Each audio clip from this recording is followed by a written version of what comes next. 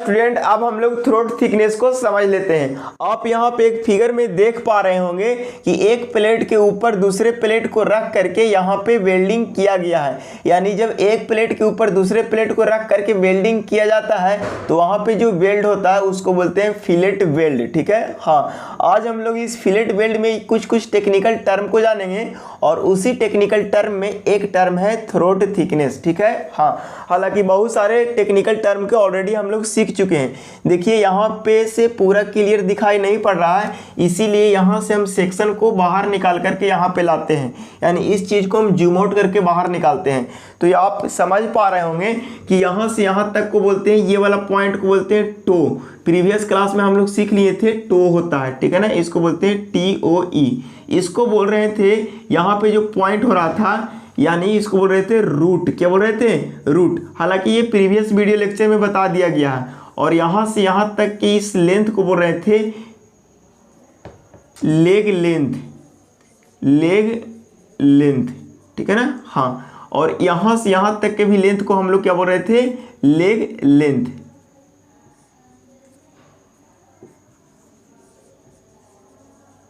ठीक है, हाँ। और यहाँ पे और क्या देख पा रहे थे कि यहाँ से यहाँ तक एक ट्रायंगल, राइट एंगल ट्रायंगल बन रहा था कि नहीं?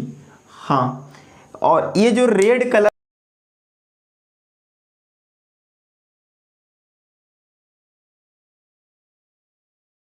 ठीक है ना, और ये पूरा जोन को बोलेंगे फ्यूजन जोन। और यहाँ से यहाँ तक ये जो मटेरियल एक्स्ट्रा बच जाता है, इसके बोल रहे थे extra reinforcement. Extra REINFORCEMENT, extra reinforcement 1 mm से लेकर के 3 mm, इसी के बीच में होना चाहिए, ज़्यादा नहीं होना चाहिए। ठीक है, हाँ। अब हम लोग को बात करना है थ्रोट थिकनेस की। ठीक है, हाँ, बड़े आराम से देख रहे थे कि यहाँ से यहाँ तक का इस लेंथ को और इस लेंथ को, इसी को लेग लेंथ को हम लोग बोल रहे थे साइज ऑफ बेल्ट। क्या बोल रहे थे? साइज ऑफ बेल्ट भी बोल रहे थे कि नहीं बोल रहे थे? साइज ऑफ बेल्ट डिसाइड कर रहे थे। अगर दोनों साइड बराबर हो रहा था तो कोई दिक्कत नहीं है, कोई एक उस लेग लेंथ को ही साइज ऑफ बेल्ट बोल रहे थे। लेकिन अगर दोनों बराबर नहीं हो रहा था तो हम लोग छोटा वाला लेग लेंथ को साइज ऑफ बेल्ट बोल रहे थे कि नहीं बोल रहे थे? हाँ। लेकिन अगर आपको बेस्ट सूटेबल यानी बेस्ट डिजाइन के लिए हम लोग को क्या करना पड़ेगा? IS कोड का सहारा लेना पड़ेगा। ठीक है, बट नॉर्मल केस के लिए हम लोग क्या कर रहे थे कि जब लेग लेंथ बराबर नहीं रहता था तो उस स्थिति में छोटा वाला ही साइज ऑफ बेल्ट बताता था। ठीक है, उम्मीद है इतना क्रिस्टल क्लियर हो गया होगा। हम लोग को यहाँ पे सीखना है थ्रोट थिकनेस। तो आप बड़े आराम से यहाँ पे थ्रोट थिकनेस का कॉन्सेप्ट समझिए। ये रूट है। रूट कहने का मतलब ये होता है कि जहाँ पे लेग दोनों आकर के परपेंडिकुलर जो मिलता है उस जगह को हम लोग बोलते हैं रूट। ठीक है ना, हाँ। तो रूट से हाइपोटेनस पर जो परपेंडिकुलर लाइन जाएगा ना, वही वाला लाइन का जो लेंथ होगा ना, उसी लेंथ को बोलेंगे थ्रोट थिकनेस। यही जितना लेंथ होगा ना, यही लेंथ को हम लोग बोलेंगे थ्रोट थिकनेस। तो बड़ा आसानी से आप देख पा रहे हैं यहाँ पे इस फिगर में कि यहाँ से यहाँ तक इसी को बोलेंगे हम लोग थ्रोट थिकनेस। इसको हम यहाँ पे दिखाते हैं, ये आपको रहा थ्रोट थिकनेस। चीज़ों को बड़ा आसानी से समझिए कि देखिए ये रूट और ये हाइपोटेनस, ये वाला एक तरह से राइट एंगल का क्या हो गया? TENENUS, दिखाई पड़ रहा है ना? हाइपोटेनस। ठीक है ना, हाँ। तो बड़ा आसानी से इस चीज़ को समझने की पूरा कोशिश करेंगे कि ये जो हाइपोटेनस है, हाइपोटेनस से परपेंडिकुलर जो लाइन रूट तक जाता है, यही वाला को हम लोग बोलते हैं थ्रोट थिकनेस। ठीक है, तो थ्रोट थिकनेस का यही चीज़ को अपन डिफाइन कर दे रहा है। ठीक है, हाँ। देखिए यहाँ पे लिखा गया है throat thickness of fillet weld, कर रहा कि the throat thickness of fillet weld is the length of, ये क्या है? Fillet weld is the length of, ये क्या एक लेंथ है किसका? तो perpendicular right angle corner perpendicular right angle corner to the hypotenuse. कहाँ तक? हाइपोटेनस तक, ठीक है ना। हाँ, यही वाला यहाँ से यहाँ तक के लेंथ को हम लोग बोलेंगे थ्रोट थिकनेस, ठीक है। हाँ, तो आपको यहाँ पे थ्रोट थिकनेस बराबर एक फॉर्मूला होता है, थ्रोट, यहाँ पे नहीं दिखा पड़ रहा, यहाँ पे देखिए, ये चीज़ यहाँ पे लिख लीजिएगा थ्रोट थिकनेस, और ये वाला डायग्राम बना लीजिएगा, और उसके बाद डायग्राम बनाने के बाद लिखिएगा थ्रोट थिकनेस बराबर, थ्रोट थिकनेस बराबर के इंटू एस होता है, के into size of fillet weld, fillet weld, ठीक है ना। हाँ, देखिए थ्रोट थिकनेस को अगर सिंबल से रिप्रेजेंट करेंगे तो होता है टी टी। टी टी मतलब होता है थ्रोट थिकनेस बराबर के into size of fillet weld को बोलते हैं एस, ठीक है। हाँ, ये आपकी फॉर्मूला होता है। के क्या होता है? तो के को बोलते हैं फ्यूजन, के जो होता है वो होता है कांस्टेंट होता है। क्या होता है? कांस्टेंट होता है। के जो होता है वो क्या होता है? कांस्टेंट होता है। और ये जो कांस्टेंट डिपेंड करता है, डिपेंड्स ऑन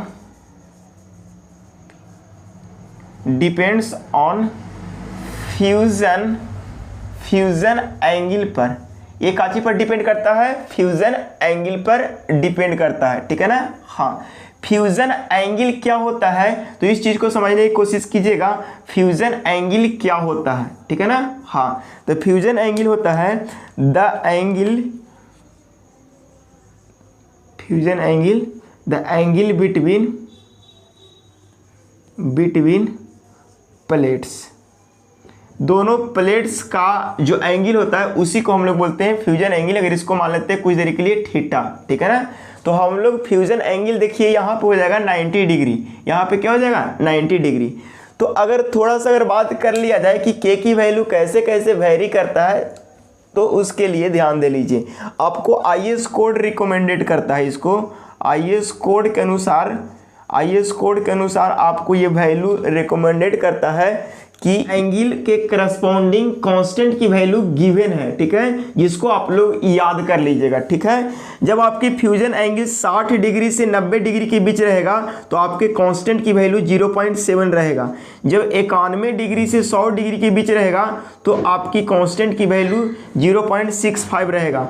जब 101 डिग्री से 106 डिग्री के बीच रहेगा तब आपकी कांस्टेंट की वैल्यू 0.60 होगा। जब 107 डिग्री से 113 डिग्री के बीच रहेगा एंगल तो आपकी कांस्टेंट की वैल्यू कितना रहेगा? के की वैल्यू 0.55 रहेगा। जब आपकी फ्यूजन एंगल 114 डिग्री से 120 डिग्री के बीच रहेगा तब आपकी कांस्टेंट की वैल्यू होगा 0.50 होगा, ठीक है। हाँ, इतना आप लोग को याद करना है। देखिए, आप जब न्यूमेरिकल्स बनाओगे तो सबसे ज़्यादा वैल्यू आपको ये वाला याद रहेगा, 60 से 120 डिग्री, सॉरी 60 से 90 डिग्री वाला, ये वाला वैल्यू सबसे ज़्यादा आपके यूज आएगा न्यूमेरिकल्स में।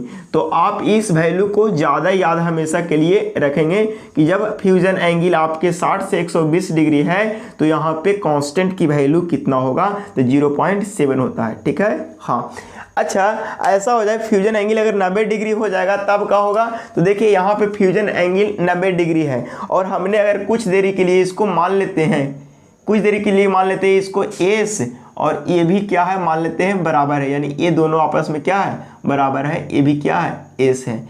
जब ये दोनों बराबर होगा तो ये वाला एंगल 45 डिग्री होगा और ये वाला एंगल भी क्या हो जाएगा? 45 डिग्री हो जाएगा। ये वाला एंगल भी कितना हो जाएगा?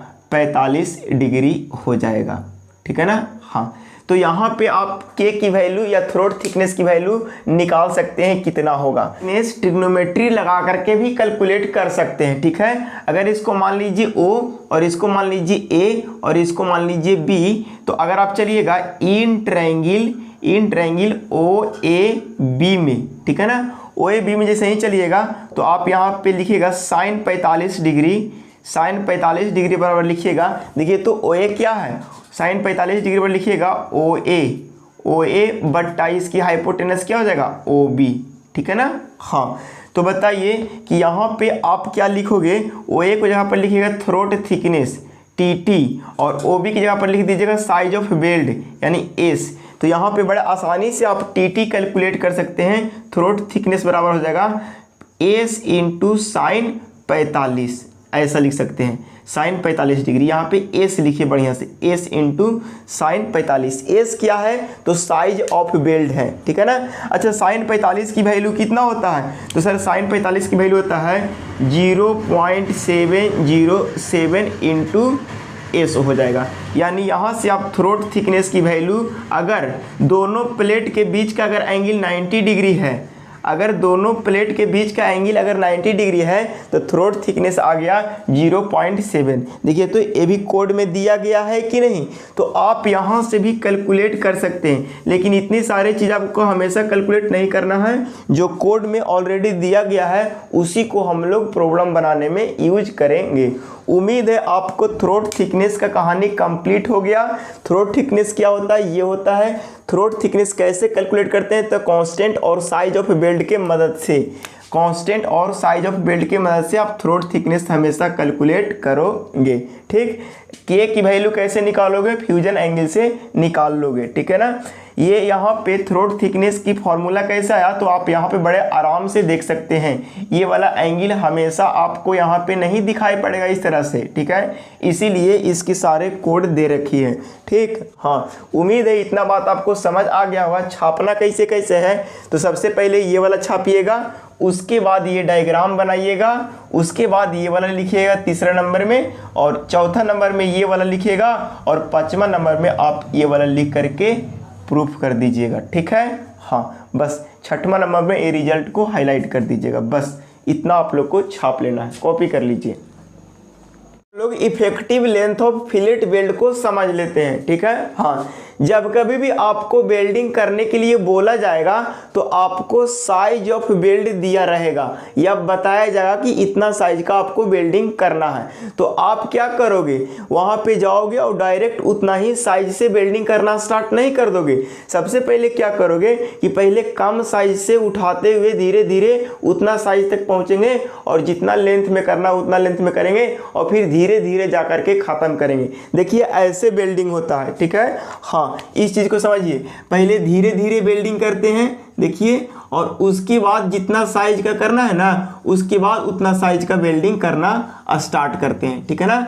और जितना लेंथ में करना रहता है उतना लेंथ में करने के बाद और फिर धीरे धीरे धीरे धीरे क्या करते हैं, खत्म कर देते हैं, ठीक है ना। इस चीज को आप समझने की पूरा कोशिश कीजिएगा। देखिए तो आप बड़े आराम से यहाँ पे समझ रहे हैं कि आप वेल्डिंग जो किए हैं सबसे पहले एकदम धीरे धीरे स्टार्ट किए, मतलब कम साइज का वेल्डिंग से स्टार्ट करके जितना साइज का रिक्वायरमेंट है उतना साइज का वेल्डिंग कर दिए, ठीक है ना। जितना लेंथ में करना उतना लेंथ में कर दिए, और फिर धीरे धीरे धीरे धीरे साइज कमाते हुए हम इसको खत्म कर दिए, ठीक है ना। हाँ, तो हम लोग को यहाँ पे इसी कॉन्सेप्ट को पढ़ना है कि कहाँ से कहाँ तक कितना दूरी को हम लोग कौन सा लेंथ को क्या बोलेंगे, ठीक है। हाँ, तो देखिए जितना साइज का आपको स्पेसिफिकेशन में दिया गया था तो उस साइज को वेल्डिंग को हम लोग बोलेंगे इफेक्टिव वेल्डिंग।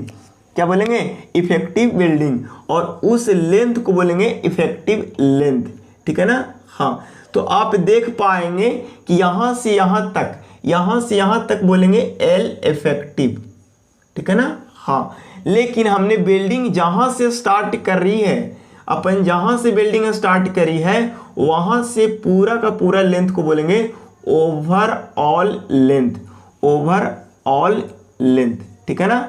हाँ, इस चीज को समझिए। देखिए हमने वेल्डिंग करना ए पॉइंट से स्टार्ट किया और बी पॉइंट पर खत्म किया है, तो ए से बी पॉइंट की टोटल लेंथ को हम लोग बोलेंगे ओवरऑल लेंथ। लेकिन जितना साइज आपको दिया गया था वेल्डिंग करने के लिए उतना साइज क्या पूरा लेंथ में किए हैं, जितना लेंथ में वेल्डिंग किया हुआ है? नहीं सर, हम कुछ ही लेंथ में किए हैं, ठीक है ना। तो जितना लेंथ में आपको स्पेसिफिकेशन के अनुसार जो वेल्डिंग किया है ना वही लेंथ को बोलेंगे इफेक्टिव लेंथ, या उसी को शॉर्ट में बोलेंगे एल इफेक्टिव, ठीक है ना। इफेक्टिव लेंथ या एल इफेक्टिव, ठीक। हाँ, बड़े आराम से इस चीज को समझ लीजिए। तो तो आपको दिमाग में ये काम कर रहा होगा कि सर सबसे पहले कितना इधर कम बिल्डिंग, कितना इधर कम साइज का बिल्डिंग लगाएंगे कितना दूर तक, और इधर कम बिल्डिंग का साइज लगाएंगे कितना दूर तक। तो वो दूरी आपको नहीं पता करना, वो दूरी कोड के अनुसार दिया जाता है कि जितना साइज का बिल्डिंग दिया गया है ना करने के लिए उतना लेंथ आपको पहले छोड़ दिया जाता है। मतलब उतना लेंथ में कम साइज का बिल्डिंग मारा जाता है, उतना लेंथ का दोनों साइड हम लोग को छोड़ दिया जाता है। तो इसीलिए हम लोग क्या करते हैं कि एल इफेक्टिव यानी effective length of fillet weld में हम लोग क्या करते हैं, ओवरऑल लेंथ में से हम लोग इधर एस और इधर एस ये दोनों को घटा देते हैं, तब हमको मिल जाता है effective length of fillet weld. उम्मीद है effective length of fillet weld आपको समझ आ गया होगा। ठीक, हाँ, ऐसा यहाँ पे इस पॉइंट को पढ़िए कि in drawing represent only effective length. जब आप ड्राइंग मैप देख करके वेल्डिंग करने जा रहे हो तो वहाँ पे आपको ओवरऑल लेंथ नहीं दिया रहता है, उस मैप पर इफेक्टिव लेंथ दिया रहता है। तो आप ओवरऑल लेंथ कैसे कैलकुलेट करोगे, तो इफेक्टिव लेंथ में 2s जोड़ दोगे, ठीक है ना। हाँ, तो वही बात कहा जा रहा है कि यहाँ पे in drawing represent only effective length. Drawing जो होता है वो सिर्फ और सिर्फ काची को रिप्रेजेंट करता है, इफेक्टिव लेंथ को, and additional length provided by the builder. और जब आप बिल्डिंग करोगे तो आप अपने से एस इधर कम साइज के बिल्डिंग लगाओगे और एस इधर एडिशनल लेंथ कम साइज का बिल्डिंग लगाओगे। ये आप बिल्डर जो बिल्डिंग कर रहा है ना वो सोचता है। ठीक, हाँ, वही बात यहाँ पे लिखा गया। और ये बोला गया है कि कम से कम कितना दूरी तक, कितना लेंथ तक बिल्डिंग करना होगा सर, तो कम से कम आप 4s तक बिल्डिंग कर सकते हैं। 4s दूरी तक बिल्डिंग करेंगे तभी वो बिल्डिंग इफेक्टिव होगा, अदरवाइज वो बिल्डिंग उतना स्ट्रेंथ नहीं दे पाएगा। ठीक, हाँ, चलिए, तो ये सारे चीज को आप यहाँ पे नोट डाउन करेंगे पॉज करके। ठीक, हाँ, अब यहाँ पे ओवरलैप क्या होता है, जैसे एक मेंबर को दूसरे मेंबर को लैप करके वेल्डिंग मार रहे हैं। रुक जाइए, एक मेंबर के ऊपर दूसरे मेंबर को रख करके वेल्डिंग मार रहे थे, ये तो फिलेटे वेल्ड का केस हो गया। तो ये बोला जाता है कि ये जो लैप लेंथ हो वो लैप लेंथ कितना होना चाहिए, कितना से कम नहीं होना चाहिए। तो यहाँ पे बड़ा आराम से कहा गया है कि ये जो लैप लेंथ होना चाहिए ना, वो ये दोनों में से जो पतरका प्लेट होगा ना, ये दोनों में से जो पतरका, अगर ऐसा बोल दिया जाए कि टी जो है वो T1 जो है मोटा है, T2 जो है वो उससे पतला है, यानी हम बोलेंगे कि यहाँ पे जो लैप लेंथ होना चाहिए ना, लैप लेंथ जो होना चाहिए वो छोटा नहीं होना चाहिए। लैप लेंथ छोटा नहीं होना चाहिए, कितना से, तो 5 × T2 से, यानी T2 क्या है, पतरका प्लेट है, यानी T2 क्या है, थिनर प्लेट है। ठीक है ना। हाँ, तो ये लैप लेंथ की स्पेसिफिकेशन है। एकरा से ज़्यादा आप क्या कर सकते हो, ओवरलैप कर सकते हो, लेकिन एकरा से कम आप ओवरलैप नहीं कर सकते हो फिलेट वेल्ड की केस में। चलिए, उम्मीद है इतना बात भी आपको समझ आ रहा होगा। अगर ऐसे ही इसको अगर सोचा जाए ऐसा कि अगर ये 20 mm नहीं, ये 12 mm थिक है और ये 10 mm थिक है, तो बताओ कितना, 12 mm लिखे सर, मीटर लिख दिए।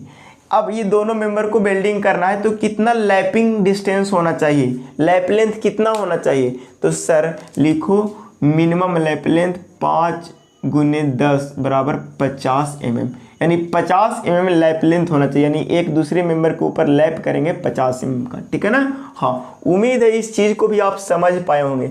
दूसरा कह रहा है साइड फिलेट वेल्ड। ठीक है ना। तो साइड फिलेट वेल्ड, देखिए इसको हम थोड़ा सा पढ़ के बताते हैं ओवरलैप लेंथ क्या लिखे हैं। ठीक है ना। कह रहा है कि the overlap length in lap joint should not be less than 5 times of thickness of thinner plate, यानी पतरका प्लेट से 5 टाइम से कम नहीं होना चाहिए लैप लेंथ, और कम होगा तो आपकी गलती है, ठीक है ना, ये कोडल प्रोविज़न है, ठीक। हाँ, अब हम लोग साइड फिलेट वेल्ड को समझ लेते हैं, ठीक है ना। हाँ, देखिए आपको इस तरह से आपको वेल्डिंग किया गया है, वेल्डिंग करना है एक मेंबर के ऊपर दूसरे मेंबर को रख करके और साइड में फिलेट वेल्ड करना है। देखिए यहाँ पे ऐसे ऐसे आपने वेल्डिंग किया, यहाँ पे ऐसे ऐसे वेल्डिंग कर रही है, यहाँ पे आपने ऐसे ऐसे वेल्डिंग करी है और ये वेल्ड लेंथ को बोल रहे हैं L1, रेड कलर से दिखाते हैं, यहाँ पे इसको बोल रहे हैं L1 और यहाँ पे बोल रहे हैं L2। तो यहाँ पे ये बोला जा रहा है और यहाँ पे ये जो है इसको बोल रहे हैं B, ठीक है ना। तो ये बोला जा रहा है, आप ऐसे लिख सकते हैं L1 हमेशा बड़ा होना चाहिए B से और L2 हमेशा बड़ा होना चाहिए B से। यानी ये कितना लेंथ की जो वेल्डिंग मारना है ना, वो इस लेंथ से हमेशा बड़ा लेंथ की वेल्डिंग मारना है।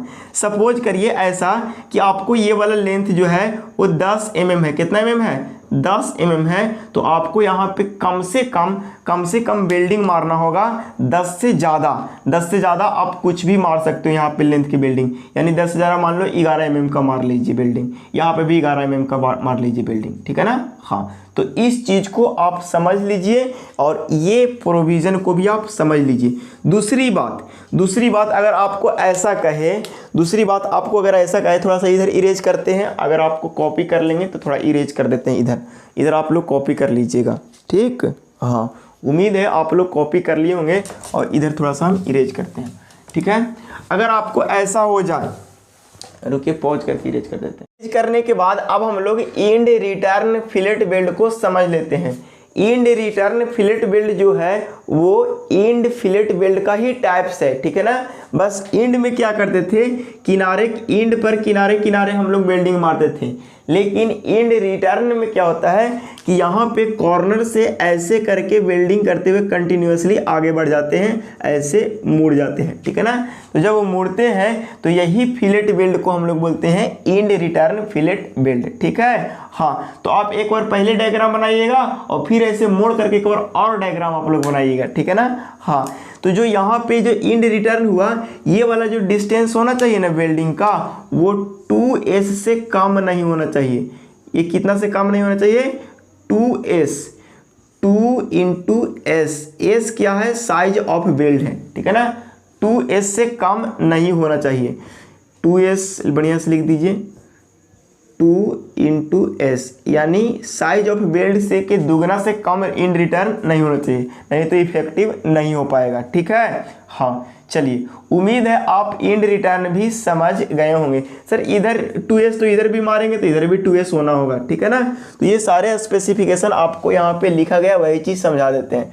कह रहा है यहाँ पे कि fillet weld is terminate at and और साइड्स ऑफ द मेंबर, ठीक है ना। हाँ, क्या ये जो है टर्मिनेट करता है या तो एंड से या मेंबर के साइड से, ठीक है ना।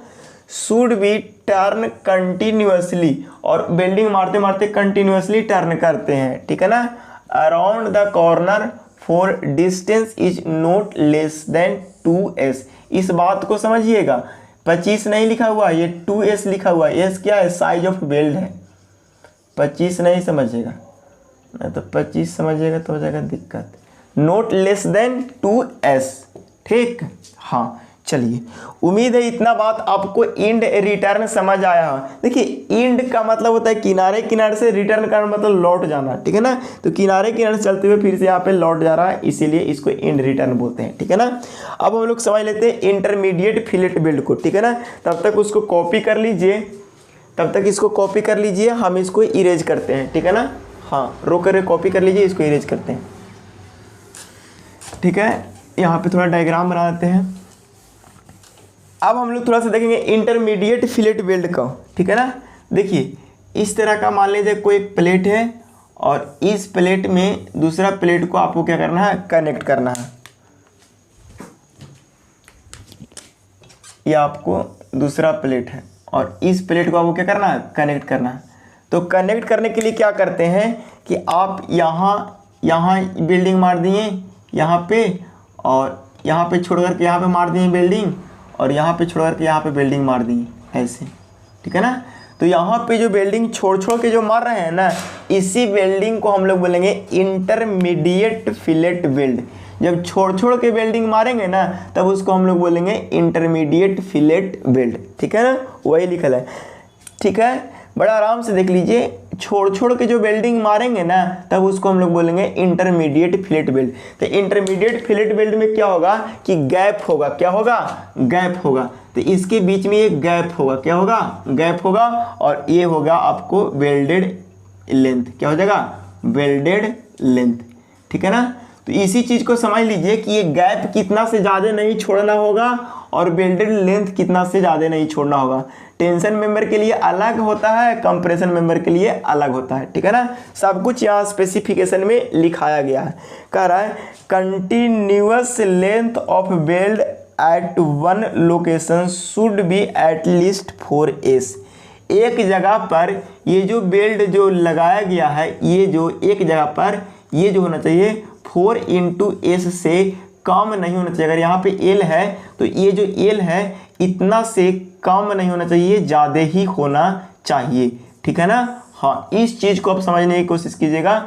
ये साइज ऑफ बेल्ट है, यानी एक जगह पर आप 4 × s से अगर कम लगाइएगा ना, तो वो वेल्डिंग इफेक्टिव नहीं हो पाएगा, वो वेल्डेड मतलब उतना स्ट्रेंथ नहीं ले पाएगा। ठीक है ना, हाँ, तो यहाँ पे भी 4s से कम नहीं होना चाहिए। कहीं पे भी लगाएं 4s से ज़्यादा ले लेंगे, काम चलेगा, लेकिन 4s से कम नहीं लेना चाहिए। ये तो हुआ कि इतना कंटिन्यूअस पोर्शन में बेल्ट लगा सकते हैं, लेकिन कितना गैप छोड़ना है इसको भी थोड़ा सा समझ लीजिए। तो टेंशन मेंबर के लिए 16T से ज़्यादा गैप नहीं छोड़ना है। ठीक है ना, और कंप्रेशन मेंबर के लिए 12T से ज़्यादा गैप नहीं छोड़ना है। ठीक, या थिकनेस ऑफ पतर का प्लेट है। ठीक, लेकिन अगर इन जनरल की बात कहा जाए, कोई भी केस, चाहे टेंशन मेंबर हो, कंप्रेशन मेंबर, कोई हो केस हो, अगर ऐसा चीज़ नहीं दिया गया है, इन टेंशन मेंबर भी नहीं पता चल रहा है ना कंप्रेशन मेंबर पता चल रहा है, तो उस केस में आप क्या करोगे कि 200 mm से ज़्यादा गैप नहीं छोड़ सकते हैं। ठीक है ना, हाँ, इस चीज़ को भी आप बढ़िया से समझने की कोशिश करोगे। चलिए, इतना स्पेसिफिकेशन आपको यहाँ पे था कि कितने टाइप से आप वेल्डिंग को रन करा सकते हो, उसके बेसिस पर आपको यहाँ पे सारे स्पेसिफिकेशन दिया गया था। उसको आप लोग बड़े आराम से समझिएगा, कॉपी कर लीजिएगा। ठीक है, उम्मीद है इतना बात समझ आ गया होगा। अगले क्लास में हम लोग को चलेगा डिजाइनेशन और न्यूमेरिकल्स। ठीक है, चलिए आज का क्लास इतना ही।